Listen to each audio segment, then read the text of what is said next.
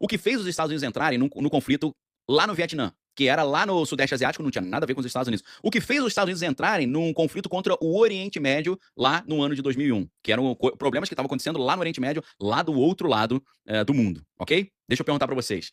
O que levou os Estados Unidos para o segundo grande conflito mundial foi Pearl Harbor. O que levou os Estados Unidos a entrar no conflito do Vietnã foi o incidente da Baía de Tonkin. E o que levou os Estados Unidos a entrarem num conflito contra o Oriente Médio foi o que aconteceu no dia 11 do mês 9 de 2001. O que significa isso? Os Estados Unidos só entrarão nesse conflito direto contra os iranianos se acontecer alguma coisa contra o povo americano, no território americano ou fora do território americano. Se não acontecer alguma coisa muito intensa, muito inaceitável, muito absurda contra os americanos, os Estados Unidos não vão entrar nesse conflito porque a população americana não vai apoiar o Congresso a aprovar isso.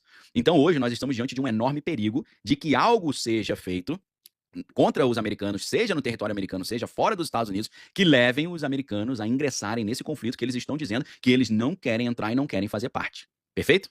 Então, meus amigos, o que nós estamos... Outra coisa que a gente precisa ficar muito de olho é essas ofensivas iranianas acabarem destruindo uma estrutura lá no território israelense, que na verdade é no território da Cisjordânia, que vai abrir margem para um projeto muito antigo de ser implementado.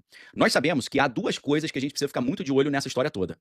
Um tratado de paz entre Israel e os seus oponentes. Provavelmente esse tratado vai ser um combinado de paz de 7 anos, mas que será rompido na metade desse período.